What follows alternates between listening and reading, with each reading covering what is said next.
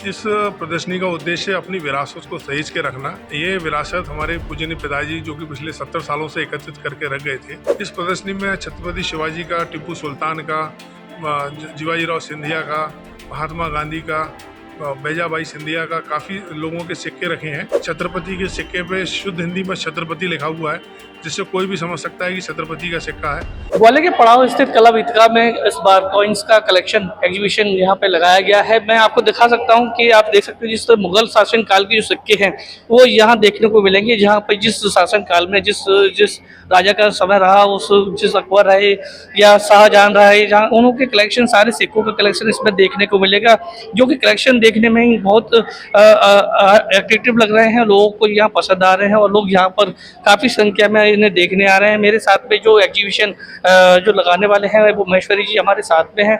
अपन उनसे बात करते हैं कि उनका कलेक्शन का उद्देश्य लगाने का, एग्जीबिशन लगाने का क्या उद्देश्य था।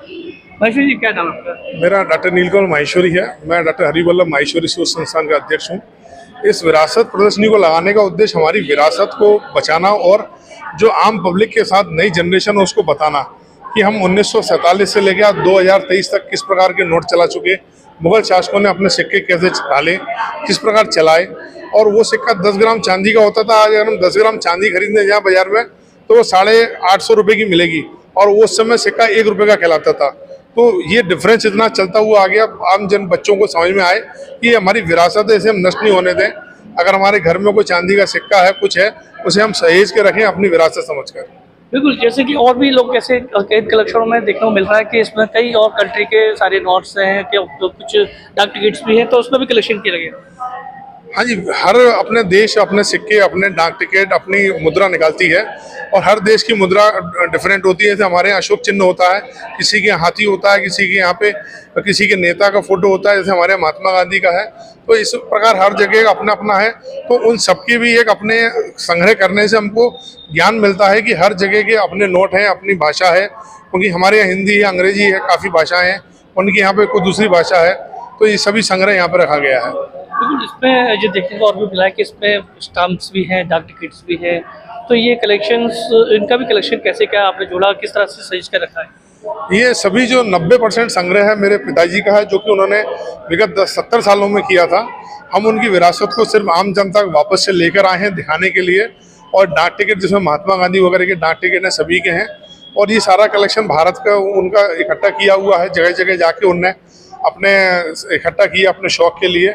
और उनका उद्देश्य यही था कि ये चीज़ें नष्ट ना हो हमारे देश में, तो उनका ये संग्रह यहाँ पे रखा हुआ है हमने। तो इस विरासत को अभी किस तरह से आगे ले जाएंगे और किस तरह से लोगों को ये दर्शाएंगे? इस विरासत को हम चाह रहे हैं कि हम जल्द से जल्द इस विरासत को किसी संग्रहालय को भी डोनेट कर दें, जिससे वहाँ डेली लोग आके देख सकें। क्योंकि संग्रह जो हमारा रहता है वो हम बैंक में लॉकर में रख देते हैं, एक बार देख सकेंगे, इसके बाद साल में एक बार ही दिखेगा। हम चाह रहे हैं लोग रोज़ देखें आके। तो हो सकता है हम जल्द से जल्द किसी संग्रहालय को सब कुछ डोनेट भी कर दें, जहाँ सुरक्षित रंग से रखा जाएगा। इस प्रदर्शनी में कई सारे सिक्के देखने को मिले, उसमें उनका इतिहास भी जोड़ा गया है। इसमें कौन कौन से इतिहास में है, कौन से है, और इसका तो शुरुआत कैसे हुआ? इस प्रदर्शनी में छत्रपति शिवाजी का, टीपू सुल्तान का, जीवाजीराव सिंधिया का, महात्मा गांधी का, बैजाबाई सिंधिया का, काफ़ी लोगों के सिक्के रखे हैं। क्योंकि हमने इन सब के नाम सुने हैं, परंतु इनका सिक्का कैसा था। छत्रपति के सिक्के पे शुद्ध हिंदी में छत्रपति लिखा हुआ है, जिससे कोई भी समझ सकता है कि छत्रपति का सिक्का है। तो इन इतिहास को दर्शाते हुए सभी सिक्के रखे हुए हैं, और इन सबकी डिटेल उसमें अच्छी तरीके से दी हुई है। देखिए, सिक्के जो है दूसरी शताब्दी से चालू हो गए थे, परंतु उस समय ये नहीं पता था कि हम सिक्के कैसे बनाते हैं। तो उस समय सिर्फ एक लंबी सी छड़ को लेके चांदी की, उस पर एक फूल का निशान लगा के बना दिया था। उसके बाद में धीरे धीरे चलन में आया कि सिक्के पे क्या लिखा जाएगा। तब सिक्के पे राजा का नाम लिखना शुरू हुआ।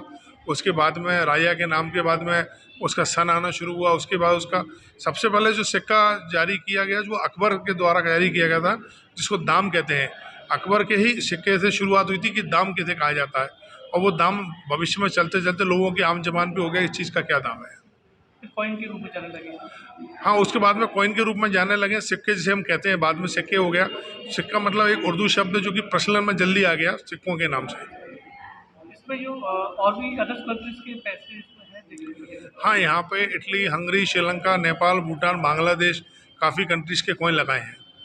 तो ये कैसे कलेक्शन आपको ये कैसे ये जो काफ़ी कंट्रीज के कॉइन है, ये हमारे जो इष्ट मित्र वगैरह हैं, परिवार के सदस्य हैं, उन लोगों से बाहर जाते हैं तो उनसे कहते हैं भाई आप जा रहे हैं तो हमारे लिए एक सिक्का ले आइएगा, तो वो लोग ला के देते हैं, उन्हीं के सहयोग से हुआ है सब। कैसे सुरक्षित रखते हैं फिर इसको आप इसे कैसे सुरक्षित ये सारी चीज़ें सुरक्षित हम बैंक के लॉकर में रखते हैं इसको। अब प्रदर्शनी के बाद कल सब कुछ बैंक के लॉकर में रख दिया जाएगा और फिर नवंबर में फिर निकालेंगे। ये प्रदर्शनी के दौरान ही प्रदर्शन करते हैं? हाँ जी, प्रदर्शनी के दौरान ही इसको निकालते हैं बाहर प्रदर्शन के लिए।